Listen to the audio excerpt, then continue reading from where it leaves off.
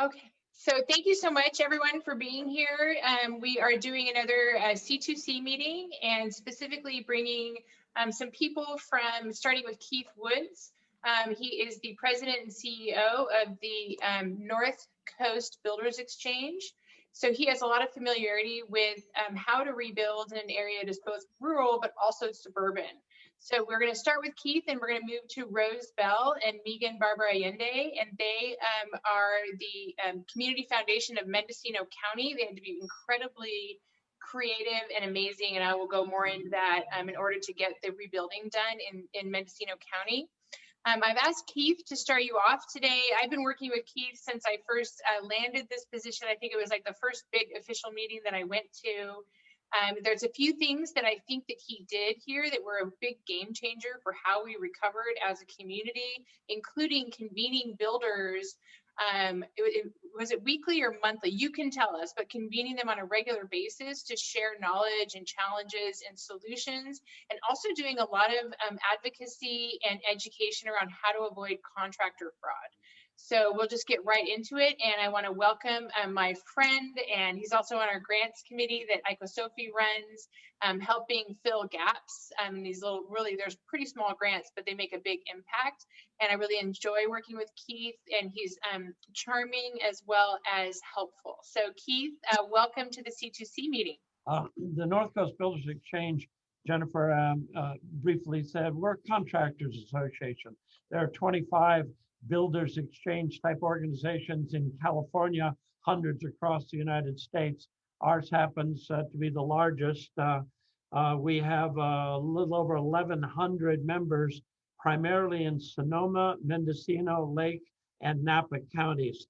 800, almost 900 of those are licensed contractors. If you're not a licensed contractor, you don't get to join as a contractor in our organization. And by licensed, I mean by the Contractor State License Board in California. Our life changed, like so many people's, actually starting in 2015, when Lake County suffered the first of some horrendous, of what ultimately has been 5 or 6 years of horrendous fires. Lake County lost a lot of property, a lot of homes in Lake County.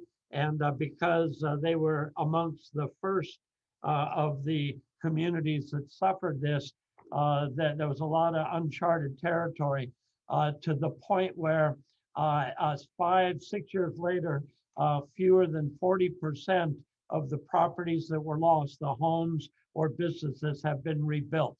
I say that again, 5 to 6 years later, less than a half of them have actually been rebuilt. Then came 2017, 18, 19, 20, all the subsequent fires that we've experienced. I'm most familiar with the 4 county areas in the North Bay that we serve. And there were, you know the numbers better than me, Jennifer, but there were over 7,000 homes that were lost in the fires of 2017. And of those, 5,000, as I recall, were just in Sonoma County alone. And in our territory of Santa Rosa, over 3,000 homes. So somewhere in that neighborhood, to give the scope of it. I never thought I'd see anything to match that till Jennifer, you and I have both been over to Butte County and the Paradise. They lost 14,000 homes, 95% of their housing stock in the town of Paradise. It's unbelievable. People ask me, what's the fire zone? I say, wherever there's trees and homes and buildings, it's pretty much a fire zone throughout the West in particular. So what I learned primarily in 2015, when we helped out in Lake County, 2017 in the North Bay, and even the most recent fires in up in West County and over in Napa, is that people are learning that construction is infinitely more complicated than they had any idea. When I'd talk to groups on panels with Jennifer's, with others, I'd always ask people in a room of 200 people, how many of you have ever built a home from the ground up? Not gone and picked a model home out of a development, and you picked out some window coverings and cabinets, and ooh, you moved in your house.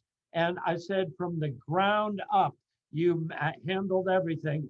Maybe maybe 1 to 2% of all the thousands of people I've met over the last 5 or 6 years have ever gone through the process of being a developer. And overnight in the North Bay, we had 7,000 new developers of people trying to figure out how do I rebuild. And it has looked like a scene from The Exorcist with their heads spinning around as they try to grasp what happens once the debris has been removed. And they've got to go find soil testers, get foundations, find architects, arborists, engineers, general contractors, subcontractors. The process has been mind-boggling. And most of the people that I've met over the years that have put their property up for sale have just thrown up their hands and said, I don't want to deal with this for the next 2 to 3 years, because at least in California, it's complicated and it's expensive, and it had people getting discouraged. We've tried to tell them, they're there, it's all going to be okay. You're going to get your home rebuilt. I can't tell you exactly the cost, and I can't tell you when, but if you've got the wherewithal, you'll get your home rebuilt. Our biggest problem was that, particularly out of 2017 and since then, is in that year, Tubbs fires and others from Mendocino down to Napa and over in Lake and into Sonoma, there were more homes lost than there are licensed contractors in the North Bay. And I'll say that again slowly. We had more properties gone than we had licensed contractors available, both general and subs, to rebuild in any rapid fashion. And to exacerbate the problem, those contractors, even before the fires, we had a serious worker shortage.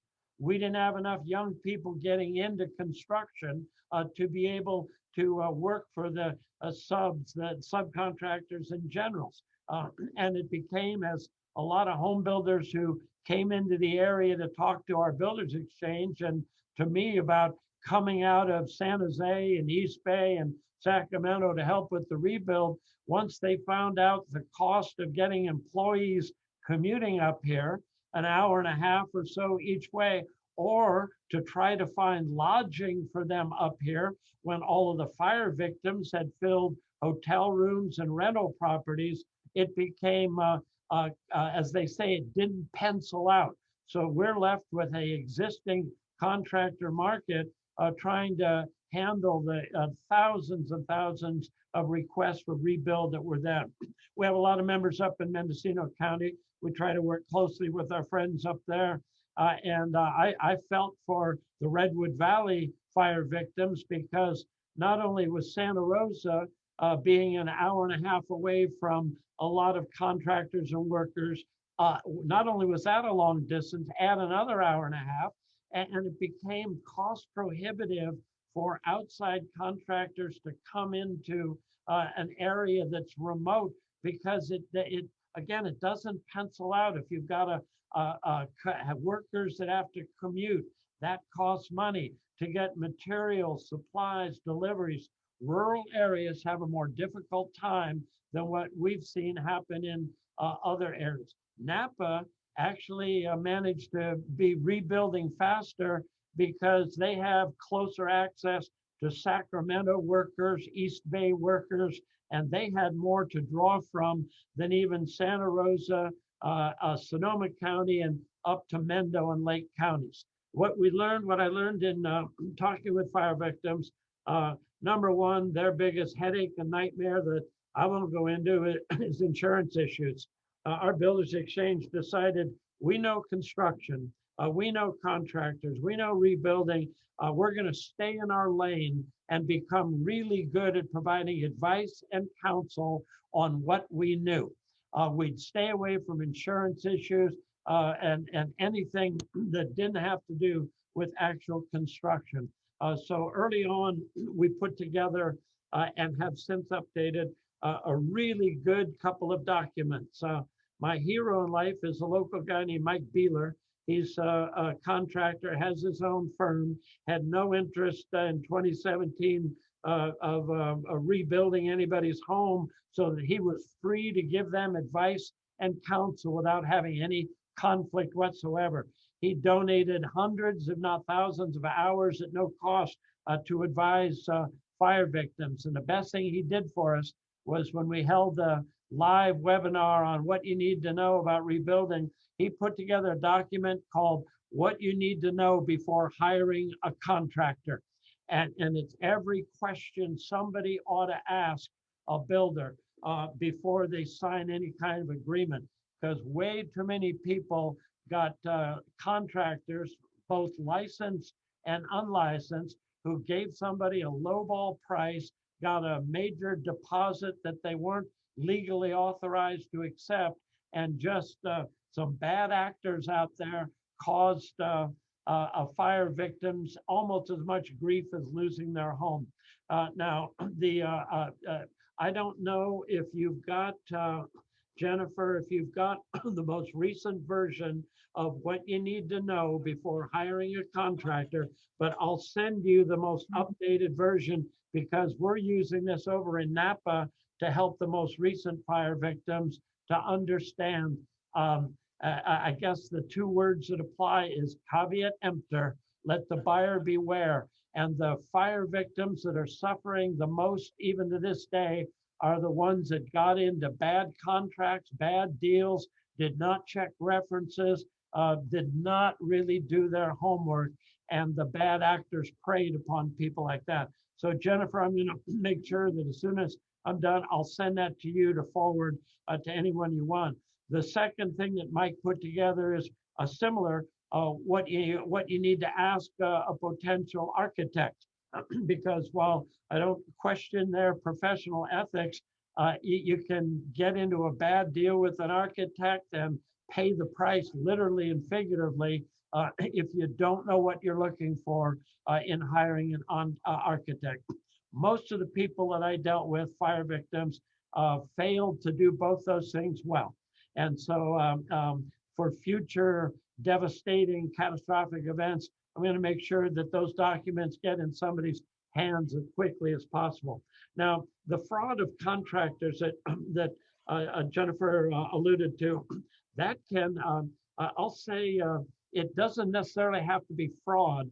It can be pure miscommunication between a builder and the fire victim. Because for every fraudulent contractor, I saw a really unrealistic fire victim who just didn't know what to look for and what to expect. And so when a contractor, one from the Central Valley, came up and was bringing all of their workers who were being paid 15 and 16 bucks an hour, and they bid at $225 per square foot to rebuild when it needed to be $250 to $275 in some areas, and up to $300, $400, and $500 in other areas. They bid 60 or 70 or more jobs, lowballing it based on their worker costs. Well, the workers got up here, they were out at a hot dog or taco truck. Another contractor would come by and say, "How you doing? Good to meet you. What are they paying you?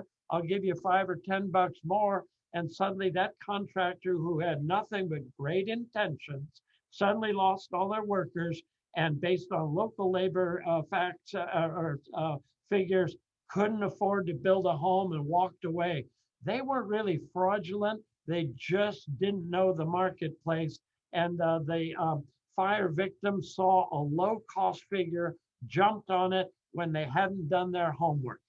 So we spend a lot of time saying, find out how much insurance money you have, find out what you need to know when you hire a contractor, call us and we'll verify their license.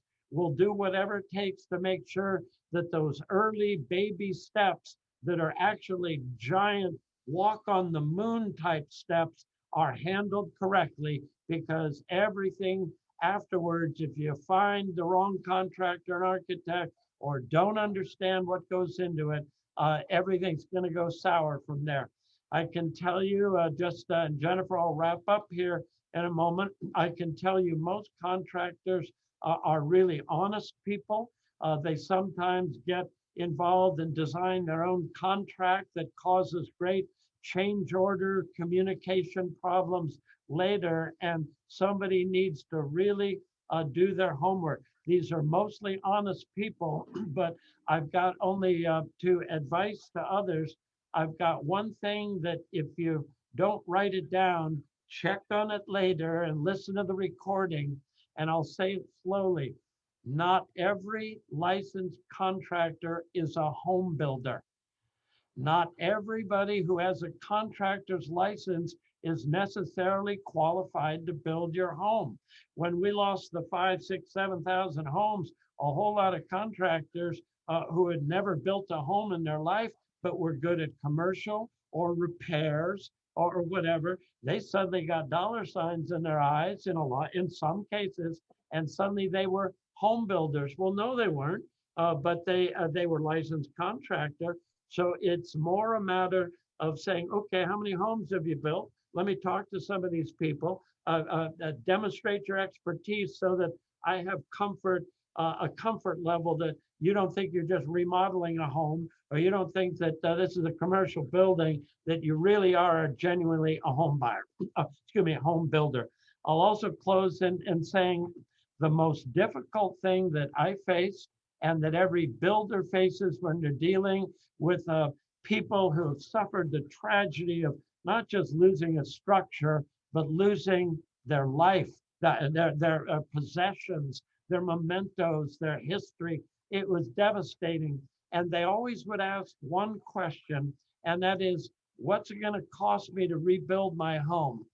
And every contractor that we brought together, Jennifer, once a month with local building officials, whoever was doing rebuilding, along with building officials, was in our building, our office, to compare notes. What problems are you having? What are your issues? City, county, this is where you're slowing us down. Builders, you got a feces extravaganza. That's a fancy shit show. A feces extravaganza going out in your rebuild zone. You got to get trucks better managed. They managed to work it all out. But the most difficult question, what's going to cost me to rebuild? And builders don't know, and it frustrated fire victims. One builder that I enjoyed his answer, he'd always say to a fire victim, hey, I want to buy a car. What's a car going to cost me? Well, do you want a Ford Focus? Do you want a Mercedes? Do you want a Lamborghini? No builder can give anybody, unless a production home that they control, nobody can give a cost estimate till they see a set of plans, so they know how extensive you want to go in your finishings and furnishings. Nobody can give you any more than a range of maybe $300 to $400 a square foot, because there are too many variables. So fire victims and anybody involved in the process needs to know it's the most difficult, near impossible question to answer, unless it's not a rebuild and a custom home, but a production home where you pick a model, they pick everything else out, and you don't do anything but put the key in the front door once they're done building.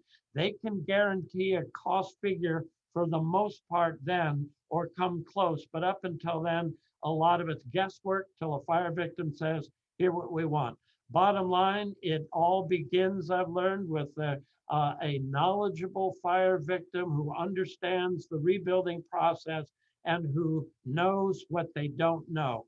And our role was to educate the rebuilding fire victims in every way that we could, because it was good for our legitimate home builder members to have an educated fire victim public. And that was our role in all of this. And we are nothing but a small cog in the Rebuild North Bay Foundation wheel. And honored to help out Jennifer and crew whenever we can. Did I waste everybody's time, Jennifer? I'm getting no. I just want to summarize the takeaways, and then we'll move on to Rose. We can keep this to an hour. One of the things that I thought was very smart was that where the public sector was in the room with the builders on a regular basis to share barriers, opportunities. And another thing to note is, remember the guy who showed up and wanted to sell us all basements? All his home plans had basements from Fort Murray. I remember that. and we don't have, anyway, we don't have them. So be very aware. You have to be self-educated. You know, self-education is part of the process, but also it's hard when you're a fire victim when you've lost everything, to sort of process that. So we're more than happy to share Keith's document, and we will also make sure it's updated on our website. And if you want, you know, his personal contact information, just let me know, because I have, you know, certainly can get to that. But Keith, you know, your ongoing service to the community is just really appreciated, and thank you so much for being here. And I love the fact that you also represent Mendocino and Lake County. All of those recoveries are different, and a lot of the workforce actually rushed down to Sonoma County when we had our fires, but Mendocino County actually suffered the worst natural disaster in their history. Although the rush to work in Sonoma County and Napa County actually slowed the recovery down from Mendocino and Lake County. They sort of subsidized and underwrote in a way with their labor force our recovery here, which is one of the reasons why ours is faster. Yeah, and I think Mendocino got underreported. I kind of resented, they had mega losses up there, and most of the attention seemed to be on the other counties, and we keep our focus on that as well. Sorry if I took up too much time, Jennifer. Yeah, you're great. I'll hit mute. Okay, thank you. And then, you know, again, we can do follow-up questions. I just want to make sure that we get the information out to you, but we can certainly, you can flow back with questions, and we can also forward those and get you any answers that you might have. So I'd like to introduce you to Rose Bell, and I met Rose about 3 years ago. Rose works for the Mendocino Community Foundation. Not all community foundations are created equally. You know, there's a variety of things they have to do, but one of the Jennifer, your volume is disappearing. Yeah, we can't hear you. I know what that is. How about now? I'll introduce myself for now until Jennifer's can be heard. My name is Rose Bell. I'm with the Community Foundation in Mendocino County. We chaired the long-term recovery team Mendocino Rock for the 2017 Redwood Complex Fire and 2018 Mendocino Complex Fire. I'm going to go ahead and share my screen because a PowerPoint can share what I have to say better than my words alone. Can you see that? Is it visible? Great. So we responded to that. We were created as a response to the 2017 Redwood Complex Fire, and then also responded to the 2018 Mendo Complex Fire. Let me get onto the right screen here. In 2017, the fire burned 36,500 acres, and there were 402 homes that were lost.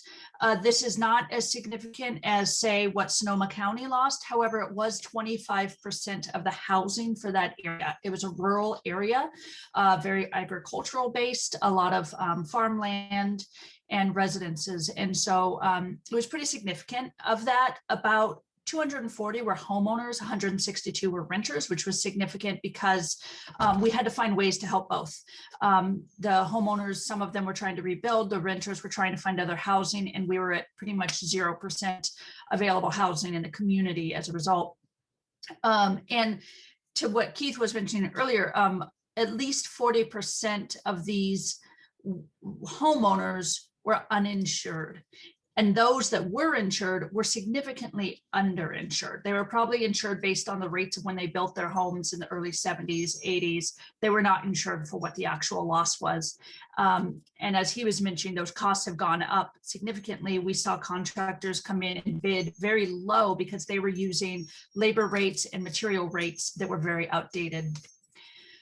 Our long-term recovery team, we, over the 3-year process of this, we have awarded $4.2 million in grants to assist survivors everywhere from immediate relief to recovery to rebuilding. It was really important to us as a long-term recovery team to hold out money for those, because there are survivors that might know a month after their house burned down whether they want to rebuild and what that looks like. But there are also those that will not be able to come up with a plan for a year out or even 2 years out. So it was important to us to hold on to some funds to help those survivors when they knew what their plan was. Overall, we contributed to the rebuilding of 121 of those homes. That was both through grant making and through actual assistance with construction projects. So 12 of these homes were built using volunteer and workforce development labor with construction partners that we brought together for this purpose. Our housing grants were a significant piece of this. So on average, we gave grants of about $20,000 to those that were rebuilding or that were maybe buying a home, because some people, you know, were in their 70s. They were not in a place to start rebuilding a home. They just wanted to buy a little place in town. And so we assisted with that as well.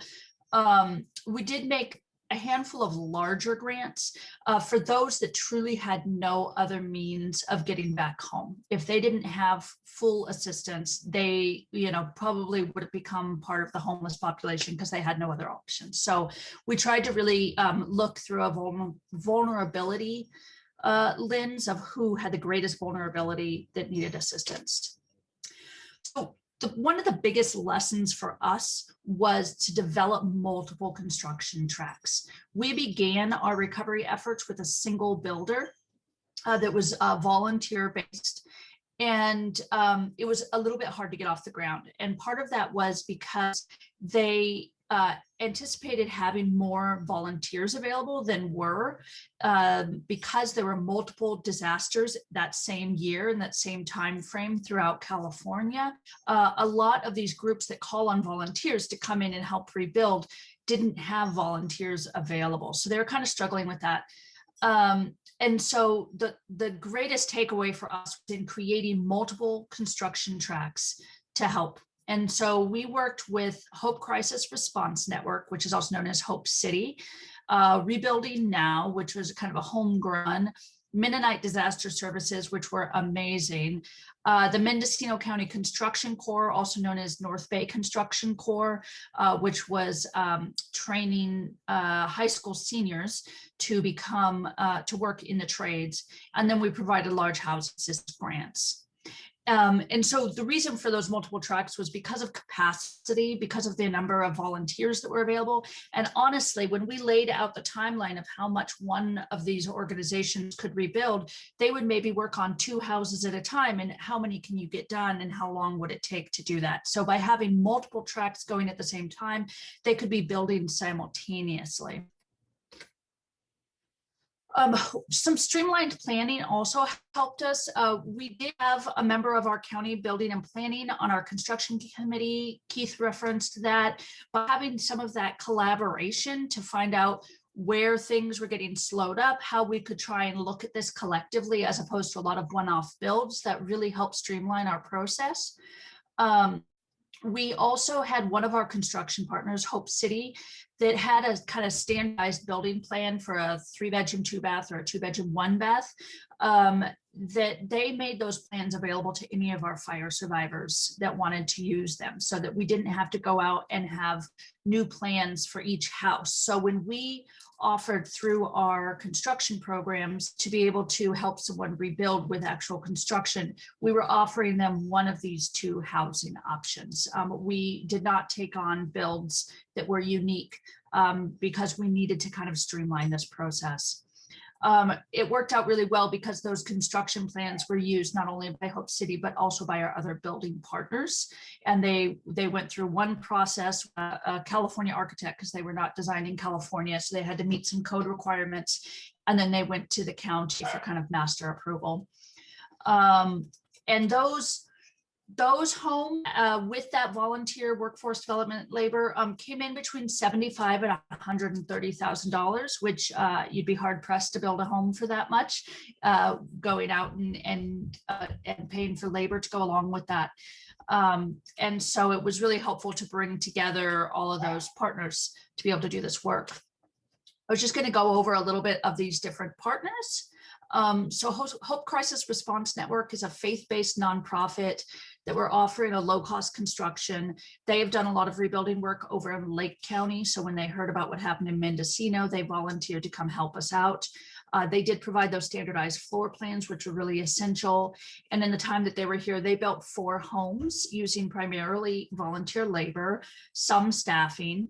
And they also took advantage of AmeriCorps Vistas and those Mendocino County Construction Corps students to help with some of that.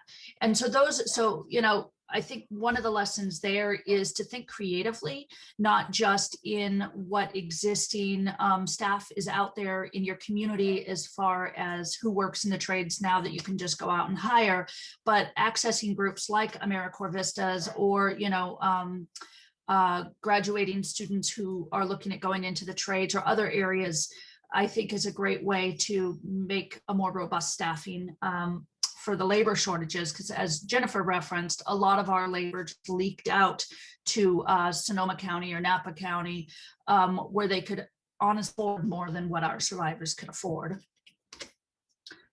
Rebuilding now, so our case managers for MROC had a background in construction. He saw the gap that was happening, that we were not going to be able to rebuild quickly enough. And so he still stepped up and he created an organization to help rebuild homes for fire survivors at cost. And he used a workforce development model, which was pretty incredible, because what he did is he hired fire survivors to help build not only their homes, but their neighbors' homes. And so for some of these, this was an incredible training opportunity to have an entry into the trades. It helped get homes rebuilt faster. It also helped create a sense of community because they were building for each other. And he also hired one of the MCCC graduating students and worked with some of the MCC on some of these projects. They built 4 homes over 2 years using this model. And they also poured all 4 of the foundations for the Mennonite Disaster Services builds. MDS, which I'll get to next, is a outside organization that's incredible. If anyone has the opportunity to work with them, I would highly recommend. But we realized that if we could have their foundations done so that when they walked in the door, they could just start framing, that it would make everything go a lot quicker. And so by doing that, we were able to get these foundations poured for a lot less than what it would cost. We went out to get pricing from a local contractor. I think they were going to come in around $11,000 each. We worked with one of our construction people, and they did them for about $5,000 each. So we were able to just get 4 done, $5,000 a pop, ready to go for when the construction workers came in to start framing. MDS is also very well known for their framing. And so it was nice to just get them where their sweet spot is. The other thing with rebuilding now is that not only did they build these 4 homes and pour these 4 foundations, is that they also assisted almost all of our fire survivors in figuring out what their construction plans were going to be, how they were going to move forward over, you know, getting through hurdles. So it was really, really nice. If anyone here, I'm not sure exactly the entire audience here, but if anyone is part of a long-term recovery team, if you can get someone with some construction experience, working case management, you will be thankful later.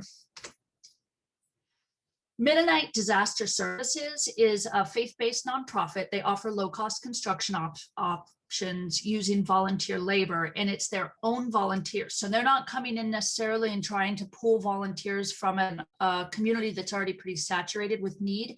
They have a network that's actually quite global that they call in, and they have teams of between 19 and 25 volunteers that come in for 2 to 4 weeks at a time. And they bring in a whole team and they bust out, you know, a bunch of work. They even bring in specialized tradespeople. So they brought in plumbers, they brought in electricians. They bring in their own infrastructure. So they bring in cooks and managers to manage the dorms. So a couple things, again, if anyone has the opportunity to work with MDS, first and foremost, they must be invited. We didn't know this. If we had known this, we would have called them up on day 1 and asked them to come, but we didn't find this out until a bit into our recovery process. They won't come if they're not invited. So we invited them. They came and evaluated our need and the capacity that was here, and along with some other wildfires in California, and they thankfully selected to work with us. One trick was we had to help them identify housing. And so you're trying to find housing for 20 to 30 people.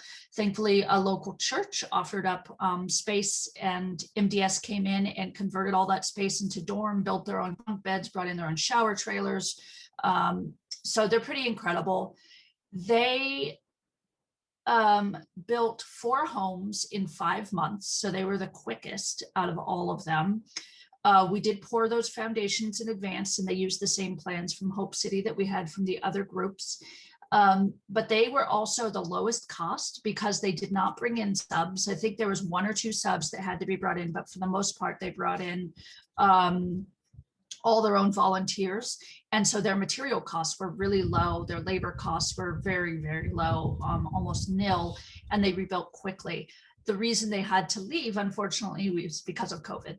They were in their last weeks of rebuilding when the pandemic and the shelter-in-place orders went into effect, and they had to pack up and leave in a matter of a week.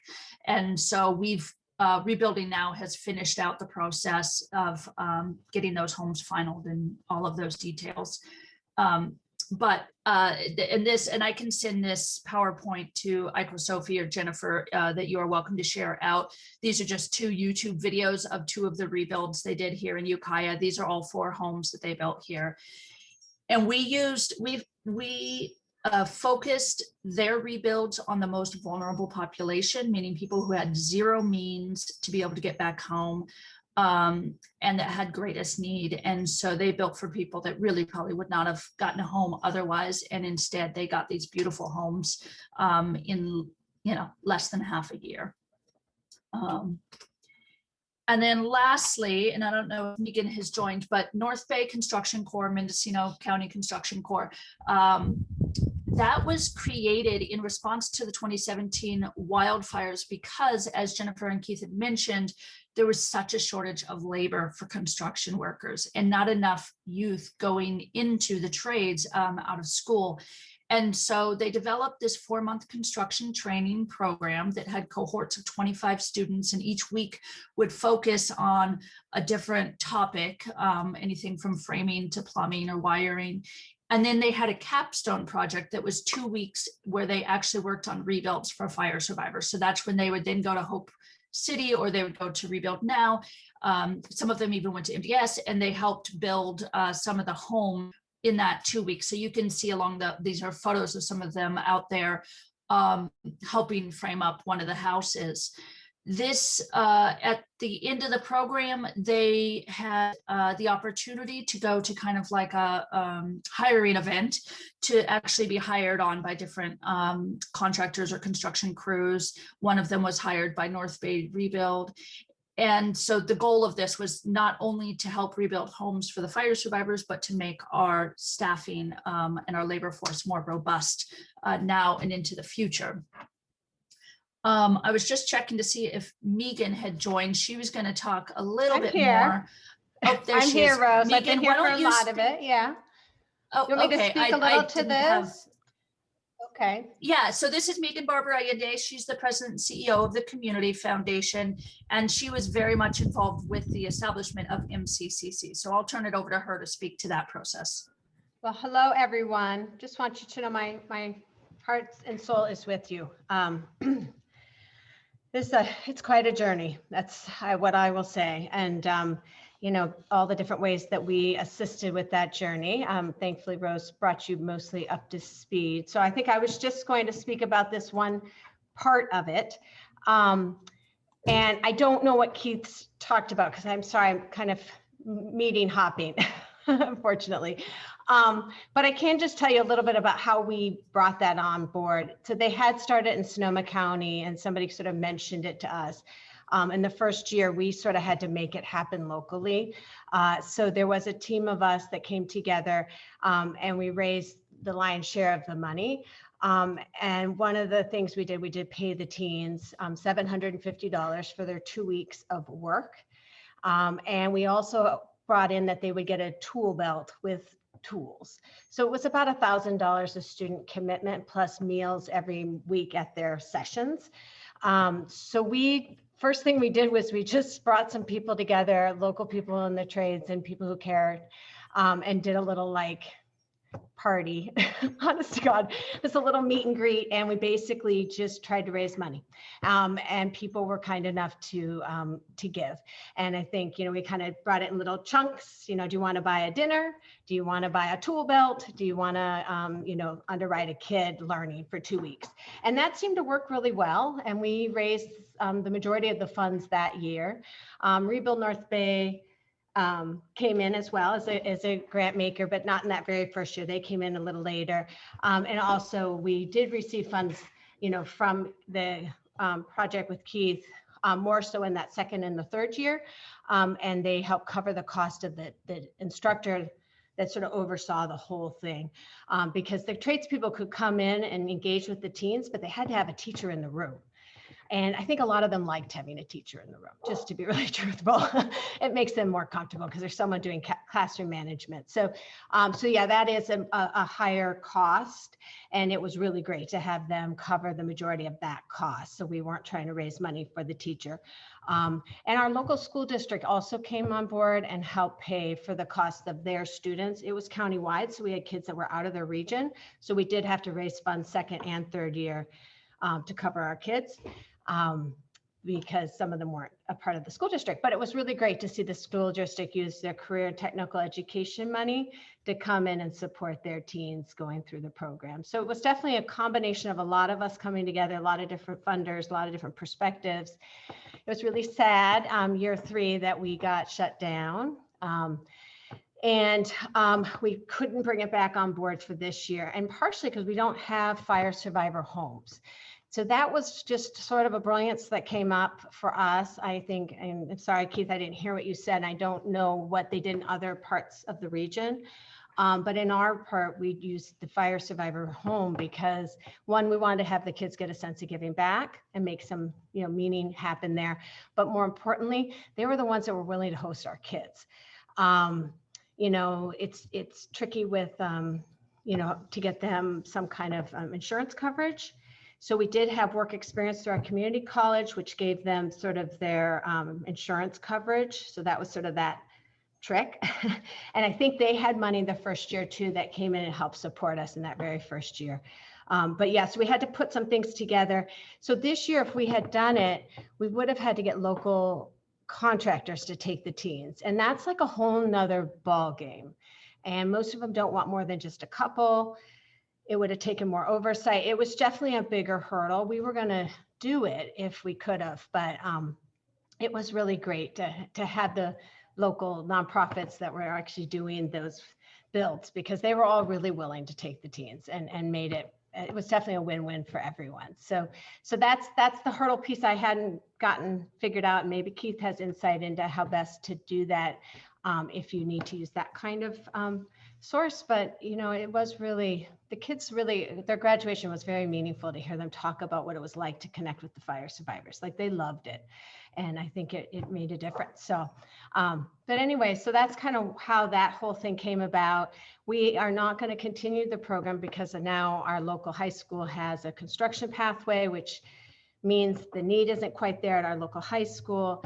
And our community college also has now created a construction program. So we're hoping that the program itself will continue, but it's just going to live in a different home and, touch different populations through its new home. So that is the outgrowth of that program. So if anyone had any questions in particular, I'm happy to answer them, but I just wanted to kind of tell you how we put the money together, because I think initially that's one of the hurdles and something I'm really grateful that I personally put time into and really enjoyed watching its growth over the multiple years, and appreciated the funding from Tipping Point that Keith's organization got that did funnel money into a lot of the other programs in the region. And they didn't look exactly the same, but we were all kind of connected. So that's my part of the presentation, I think. Rose, is there anything else you wanted me to speak on?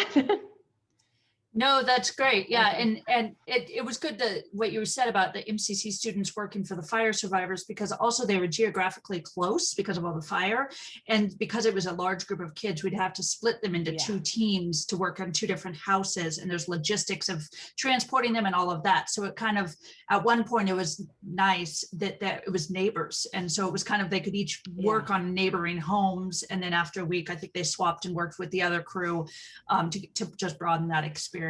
But yeah, they were definitely an asset to this recovery process. Yeah, I think the first year they did sheds, and then the second year there were 3 homes. One thing that was really neat that Jennifer helped us lay out was they actually also went on a field trip down to Sonoma County and got to walk through a huge subdivision that was getting rebuilt, which I think was very interesting for them, in contrast to where our fire was so rural and it's just, you know, house next to house. It wasn't like a subdivision. So I think that was also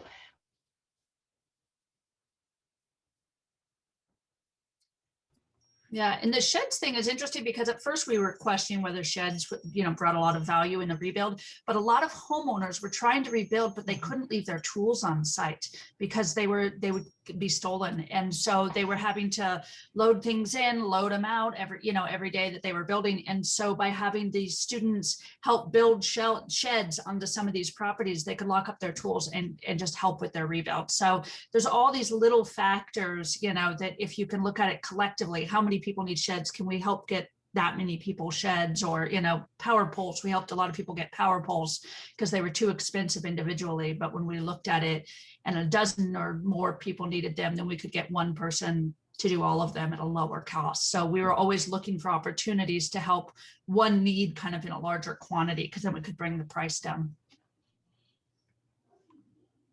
Okay, so I hope that I've reasonably fixed my, can you hear me okay? Okay, because I'm on the phone.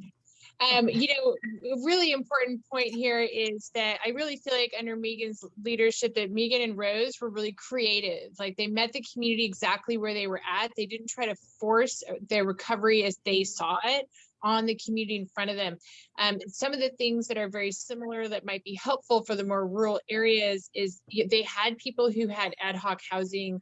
They did do compostable toilets. Like they were very mindful to meet the community where they were at and to take a, you know, a relatively small amount of money, and they made a huge impact by really listening and being creative. And so this is a specific reason why I wanted them to meet all of you. We're looking in Santa Cruz, which has different types of housing, and then the Alameda fire, it's much more condensed, but housing remains an issue. You still have to rehouse people. So some of these lessons could actually even apply on non-burn zone properties.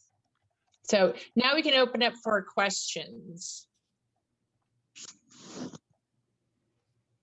And I'm just going to add to that, and then I'd love to hear questions, that we dealt with a lot of kind of alternative housing. There was a lot of people that didn't have a traditional home, but it was their home, whatever that looked like. And so we had to really shift our lens to our goal was to get people back home to what that meant for them, as opposed to focusing on everybody needs a 3-2 wooden structure. So thank you.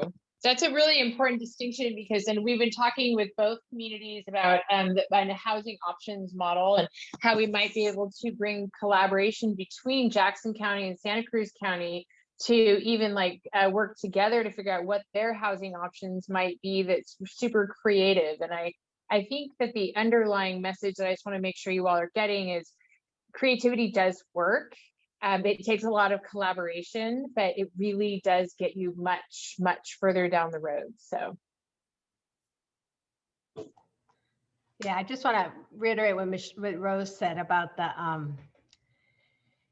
I don't know enough about your areas and sort of what the story was, but at least we had a lot of people living on non-permanent structures. And so we did have to, you know, and you had to tread a really careful walk with the county because, you know, we couldn't really rebuild a non-permanent structure. So we used a lot of language of, we're getting people back to the type of home that they lived in before, which if that was a yurt, it was a yurt, and we helped them buy a new yurt. So, and, you know, a lot of and as the committee would sit and make some of the challenging unmet needs decisions regarding funding, it might not be something you would ever want to live in, or it just sounded inhospitable to you to live in some kind of trailer with some, you know, or we had this lovely veteran who really needed to live kind of on his own, and he was going to build one room, and then eventually he would build another room, and then the other room, and I think they'd somehow get connected, but they weren't really a structure. I mean, you know, it was totally,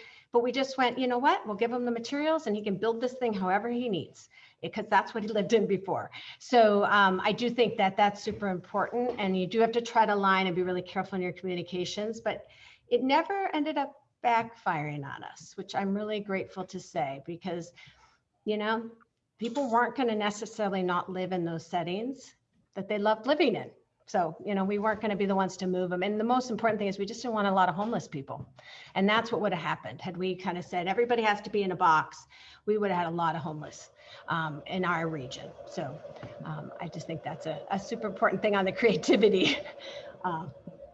So does anyone have questions? There's one question in the chat from Rena. She says, if you could have planned for the obsolete nature of your particular project after a couple of years, how would you allocate resources? Would you have done anything differently if you had known or planned for a 2-year organizational lifespan? For the obsolete nature of the MCCC or of IMROC? MCCC. Yeah, I think, you know, I think we went in thinking, and I don't know if this was realistic. We had kind of a vision we'd have everyone rebuilt in 3 years. So I think we never thought it would last longer than a few years. I think we did know there was a potential for the changes on the local landscape that were already in the mix. So, you know, COVID, we couldn't have planned for that. We got lost our last cycle and then couldn't boost a third cycle. So no, I don't think we would do anything different. I mean, and we were really blessed that we weren't starting from nothing, right? Because Sonoma had a model that we sort of used to get started.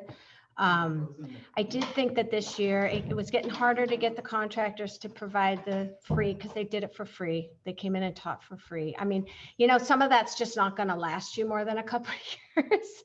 So yeah, I think I would probably do much the same. Just wish we could have finished it as intended. Susan, did you have a question? Yeah. Yeah. Hi, Megan. Thanks for being with us. Yeah.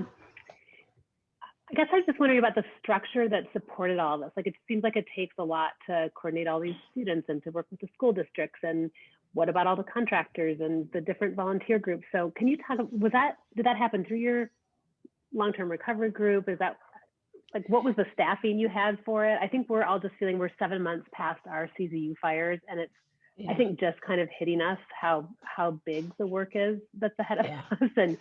And Rose, you mentioned really thinking it was important to have a case manager with a contracting background, which made a ton of sense to me. But who did that person work for? Just sort of curious about some of the nuts and bolts on that. Well, I'll let Rose speak to some of the other pieces, but at least on this. So I was the staff person. So I gave my time and leadership. It was a steering committee. And we used kind of some existing relationships I had at our local school for the CTE component. And he, and so it was just kind of like some of us who sort of knew each other. And then I think he knew some construction people that he brought in. And then we were fortunate that one of Keith's, I think he was on the steering committee of that program, who also used to live here, doesn't live here anymore, but he was sort of involved. So I think he kind of brought that model to us. So it was just kind of a lot of us just unofficially coming together to try to make it happen. Okay. And then from there, the CTE person, was able to do the relationships with the various contractors. We had 2 female contractors on that steering committee who were a lot of the instructor. I mean, they instructed quite a few of the sessions themselves. They gave back their time a lot. So I think it was kind of just like, all the volunteer labor of the steering committee. And then great. We sort of did the funding side. That was our contribution to the mix, and dealt with all the funding. So it's kind of how we did it. And then we brought part of what I'm trying to say, Megan, is how much of recovery is dependent upon your relationships. and your ability to maintain those and to be willing to call people up. Like Megan has definitely hit us up and been like, this is what we need. And I'd be like, I like you. I trust your word. And so I hear you. And so we, there was the power of relationships. And I think with MCC, you guys were not really too afraid to do some mission drift when necessary. You didn't crawl into lanes where that were heavily populated and try to duplicate a gap, and you were willing to be flexible and creative, which is one of the reasons why we were. I think that's a good explanation. And then the schools, it did help. The schools did do the lion's share of the sort of application part. We didn't have anything to do with that. They somehow had him go out and he did that. So everybody sort of figured out their area of strength and they brought that to that team. And I think we brought also the relationships with the fire survivors and the builders from Mendocino Rock, so that part was pretty, so I think if we hadn't had that, I'm not quite sure how we would have built that part. So it helped that the foundation was chairing the recovery effort, because I think we used a lot of things that came with that. So, and then I can let Rose speak to sort of the rest of the effort. Yeah, I'll do that quick because I know Jennifer's trying to wrap up too. So with IMROC, one of the great things that Megan thought of is because so often donors are ready to give right after disaster, and as time goes on, they get a little less, there's a little bit of fatigue that happens in philanthropy as time goes on. And so something she did that was really great was in those early days when there were donors that were willing to help support the effort, she applied for funding for a project manager, which is how I came on board, as well as case management staff to oversee that long-term recovery. And so our structure was, I was the project manager, Megan was the chair of IMROC, I was the project manager, and then we had a case management team.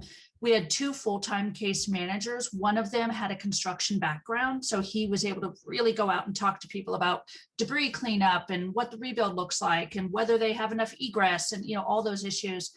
And the other one was both good with administrative and empathetic kind of work. So she was the one that was really like, sit with you, talk it through. Sometimes you have to work through the emotional impact of the disaster to be able to get to the logistics. And you can't just say like, yes, but what sofa do you want? So she was good with that. We also had our county. So IMROC had 3, our leadership team was Community Foundation, which chaired it. We also had North Coast Opportunities, which is the local community action agency. And then we had the County of Mendocino, which was really, really beneficial to have our county on our team, because they also brought 2 more case managers, and they reassigned someone from Health and Human Services to oversee the case management team for that first year and a half. And so what was so great with those reassigned county employees is that they were really well versed in things like CalFresh and Medi-Cal and all of these benefits. So our case managers, not only could they talk with a survivor about what they needed to do to rebuild and for their long-term recovery, they could also identify when that they could fall into these categories that they become eligible for something like CalFresh or other financial assistance programs beyond what we could do. And that, I think, was really essential to the recovery process, because it helped people not just with a one-time $1,000 or $5,000 or $20,000 grant. It helped to kind of set them up for the long term. And so that was kind of our essential structure. And then we had committees. We had 8 subcommittees, which was probably too many, but that they focused on specific areas. So we had one in construction, we had one on emotional and spiritual support, we had unmet needs, we had, I don't even remember what else off the top of my head, but we had 8 committees that would come together and deal with an issue such as case management would come together. They would talk through the biggest cases in front of them. They would bring those to unmet needs to make recommendations for funding. And, and that's also how we just quickly, that's also how we identified need in a collective way. So the case managers would come to us and be like, we've had like 7 people ask for a power pole, and they're getting these quotes, and the quotes are like $10,000 for a power pole. And so once we started to hear collective need, we said, okay, let's go out and see if we can find a builder that can put in a power pole for less. And then we got them done for $500 each, because we went to one builder and said, at one time, can you just do a dozen of these at $500 each? We'll pay for it, because they couldn't get PG&E on their property without having a power pole to hook it up to. PG&E would put on the power pole on the street, but they would not do the one on their property that had the actual power box. So I think case managers and those people on the front lines can help bring back the need to the larger committees, who can then see where the collective need is happening and identify resources to help a lot of people with a single issue rather than a ton of one-off issues. And for anyone that's going through long-term recovery right now, I didn't really catch what organization everyone's with. I'll put my email in the chat. You're welcome to email me. I led our effort here in Mendocino County. I'm in the process of writing our guidebook. I'm very early in the process because I'm very busy with COVID, but if I can answer any questions or share our knowledge or lessons with you, I'm happy to pass those on. Thanks. Thank you, Rose. I knew you would be perfect, you, Megan, and Keith, handsome. So thank you so much for that. I just want to make sure that you have the opportunity. There's not very many of us here. So Tricia, why don't you introduce yourself really quickly so that they know where you're from? We'll just do a very quick intro, your name and your position and your fire. Hi, good afternoon. I'm Tricia Wiltshire Potts. I'm the coordinator for the Santa Cruz Long-Term Recovery Group. So I am going to be emailing you shortly, Rose. We are working on supporting the survivors of the CU August lightning complex fires that happened in August of 2020 in Santa Cruz County. Thank you. And then we'll go to, is it Timmery Gordon? Hi, I was just emailing everybody to sign off, but now we're doing introductions. I'm Timmery. I was brought on with Susan and Tricia from Santa Cruz. We, my husband and I have a local architecture and design firm here in Santa Cruz, and we are working with some fire victims for rebuild kind of early on. And so we've sort of been on the ground unearthing a lot of the issues that Keith has brought up and bringing those to the forefront of county, county officials, and Tricia and Susan is part of the long-term recovery group. So thank you. All this information is really great. I'm excited about alternative workforce and trying to bring that here to our community. So thank you. Thank you. And then Susan, are you part of Santa Cruz too then? Yeah, I'm the CEO of the Community Foundation, Santa Cruz County, and I actually have to jump off to another meeting too, but this is really helpful. Thank you so much, and I'm sure we'll be moving back. Really appreciate all your expertise, and thanks for all you've done. And yeah, I'm going to sign off, but take care. And then I see, Gina's still there. Gina, do you want to introduce yourself? And then we'll go to Lucy. I don't know if Gina heard me. Gina is a last chance resident in Santa Cruz County. So definitely, alternative housing. I heard the tail end of you, Jennifer. Sorry, I'm on vacation with the family. Oh, you are? Okay. Great, no problem. And so then Lucy, will you introduce yourself, please? Hi, everyone. Lucy Brassard. I am the president of the Jackson County Community Long-Term Recovery group here in Jackson County, South Oregon. We cover 2 disasters. The big one is the Alameda fire that struck Phoenix and Talent, and the Oban Chain fire, which actually happened at just kind of towards the northern part of our county, still impacting about 40 some structures out there, but it's more a rural and farming community.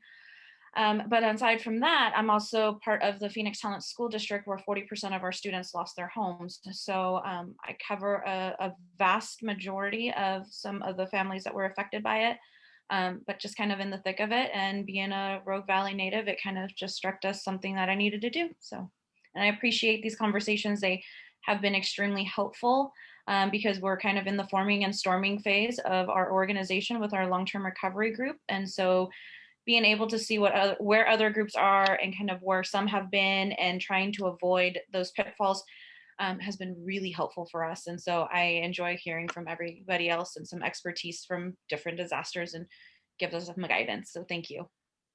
And for those of you that don't know, so Lucy has been particularly effective in helping with their Latinx or Latino community up there. She and her organization, they are the center of that effort and have been they're very well respected for their work in this area, which is something that we all grapple with. So I just had to give you your own special shout out there. Jill? Well, Lucy, I was also going to say, just from where you are in your recovery and where a lot of you are, is I remember in our early recovery, we kept waiting for all the people to come that were going to help do our recovery, you know, all the national disaster recovery organizations. And then we realized that the cavalry wasn't coming. I mean, some of them were here in different ways. And that's when we really started to reach out to all of our community partners and build on those community partnerships that we have and those relationships. So I'm glad to meet you guys. I'm happy to be a resource. But I think, you know, that's definitely where the success lies, is with those community partners. So true. Okay, Jill, and then I'll try to get you all off in 2 minutes. Go ahead, Jill. Yeah, and then Paula. I'm Jill Taveldi. I'm with the Rogue Workforce Partnership, and we are the local workforce board for Jackson and Josephine counties, and we received like a $7.5 million workforce development grant. And so I was really curious to learn more about your volunteer workforce development labor, because that's what our 7 point something million dollars can be used, is really subsidized labor. So who do I need to contact to find out more? Was that you, Rose? Was that you that had the workforce? I would recommend contacting Megan. She's Megan. Yeah, we had that. Megan is the most well-versed in it. So Megan at communityfound.org, spelled like Megan. She was we'll very involved in the entire process. Yes, and we'll make sure that you have all that information, because this is very specifically why Mendocino was who we wanted at the table for this conversation, for all of the reasons that you're mentioning. Also know that you should be tracking all the volunteer hours that are ever done for all the fires, because you can use those volunteer hours towards your match at FEMA and HUD for the block grant matches. Or when you're applying for something, you don't have to come up with $250,000 of $1 million grant. You can actually do that in volunteer hours. That's just showing community commitment. Paula? And then we're gonna go to Jamie, and then I think we're done. Hi, I'm also with Rogue Workforce Partnership. I'm one of the projects managers, and you guys are just a real inspiration. And I'm glad we're getting a recording of this. I'm glad we're gonna get the materials that Keith mentioned. So maybe, you know, we're early on in all of this, so maybe we can, like Jill said, avoid some of the pitfalls. And I will mention too that we have a group that's doing the interviews with the survivors on what their needs are. And we also have a member of the local WorkSource Rogue Valley that's there helping with employment issues too. So we're already getting that done. I don't know if you're involved with that, Lucy, the MAST, but we're trying to coordinate those kind of things. But any information you can give us would be great. Thank you so much. Thank you. Jamie? Hey everyone, Jamie Mcleod. I'm interim city manager for the City of Talent. Thanks for, sorry I ended up joining late, and as the reality of I'm multitasking a little bit during the conversation, but really appreciate the information and the learning. One of the things that we've been really trying to do, and also a shout out to Jill, who's been, Rogue Workforce has been helping us trying to get some additional resources, staffing resources for especially our community outreach. But one of the things, you know, our first step, I came in January, and we had the organization, as any organization, would be under tremendous stress during a time. So there were some internal organizational things that are part of the reality, I think, that municipalities especially face. Then the next step for us was really getting our permitting back on track. We went from an average for single family homes, rebuilds and processing permitting. We went from an average of 3 per month to an average of 50 per month, and the spike hasn't hit yet. So we have to really, we had to hire some folks, bring some folks in. Like I said, we've been helped out by some of our partners trying to really get those resources in place. Also our processes, we had a process improvement to make sure it's as seamless as possible, because before a lot of things were falling through the cracks. And so making sure that our systems work as well as possible. we're going to be going into a transition. So a lot of the first couple months that I've been here, I think it's almost 3 months now, it's been a lot of internal focus. Starting in April, we're going to start to turn to some more that external focus. So on April 7th, actually, we have a study session process, because one of the disconnects I've seen is members of the community who really want to help out and get engaged, but there's a disconnect with folks not understanding the public process that cities and municipalities have to go through. So we're trying to then engage people through our kind of boards and commissions and committees. So we're going to do a study session on the 7th, and I've been talking to the mayor about getting that queued up and trying to get the information out soon enough, so a week before, so people have a chance to see it. But really look at our committee structure. Obviously, there's things we're required to do. There's also things that we want to do, that the mayor and council want to do, that people in the community want to do. There's some regional planning efforts. We want to tie those into our formal process so that as ideas come through, we can have someone present, either a staff or a council member, and then bring that up through our democratic process. Because obviously we still have to tie in. We've had our elected policymakers who make decisions. And so we're trying to do that piece. And so that's what we're really kind of pivoting to, some of that long-term planning and visioning. I know you all have been doing this for your experts, since we're learning a lot from you. But the other thing we're really trying to do is leverage the platform we have as a municipality. So I'm on calls with, top level FEMA folks and state folks, et cetera. And we're really trying to make those meetings available to the public. So last night during our city council meeting, we had some city business we had to address, all these challenges that come up from redeveloping, all these different things you'd never anticipate come up. So we're having to deal with those.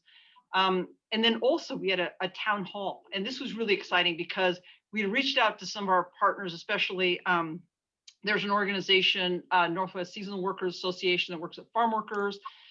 There's also Unite, who works a lot with our Latinx community and more vulnerable communities. And so I reached out to them, they attended, and then we also had these high-level FEMA and state folks. And so the high-level FEMA and state folks kind of ran through the process. And then we also opened it up to the community, not just to speak concerns, but then almost after each, if they asked a question, I then would jump in, and the mayor is very gracious because she just left it open to me to jump in and said, okay, does someone speak to that? Who can speak to that question? And what was really powerful about that is I've been talking about some of the stories I've heard from members of our community, displaced members of our community, and some of these meetings, these closed meetings essentially, but it's really powerful when they hear from the individuals involved. And so hearing those stories, then I've been getting a lot of emails flying in. So I'm doing a little bit of, shuttle diplomacy and trying to find out what's going to work for the community members. And then what are some of those disconnects in terms of the FEMA process and in terms of some of those other processes.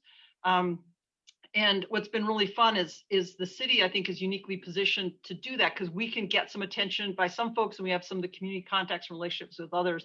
And so we're just trying to use our platform to set things up so people can hear each other, and then kind of step back and let the process better work. Because one of the disconnects we've seen is there's folks with big picture ideas that are really good and some of the resource and structural things in place, but we haven't seen some of that coming together. And so we're trying to use the platform of local government to do that. I think we should do a follow-up, Jamie, where maybe, we can just jump on a call with you. And Tricia is actually could be also your best friend. I'd like to note that from you. We really want to see a lot of alignment between the two communities, and even support and efficiencies built in, so that, and creativity. And because, to be clear, this is all quite possible. It's all possible. The execution of everything is where it gets bogged down. So, everyone's got an idea, but not everybody can execute or understands how to execute. We try to bring you people that we've seen actually execute, and that's one of the things that I love about the people that we had on today is I don't want to call, it sounds terrible to call Rose an executioner, but that's what she is. She is wow. She can get it done. So, we have a whole plethora of people like that for you. We will not bring you anybody that did not actually execute their idea. Period. And now we're 3.5 minutes in. So let's have a longer conversation. I do think you and Tricia could have some moments. And then I'd like to show you, we're looking at social pinpoint, and I really think that there's another opportunity for you there. And we're looking at how we're going to integrate that with Rebuild, but also assure that the communities that we serve have access to their primary information and data as they move along. So that just to say that point of connection is really important, because some of the disconnects we've seen to date are some real lacks of understanding of how government functions. And so the stage has been set for some real conflict points. And I've been trying to weigh in and have individual conversations, because there's the system's being set up to fail right now. And so I think that understanding is critically important, and helping people understand, again, how cities function. We have some state and well, not federal, but state and local mandates, our city charter and state law we have to operate by.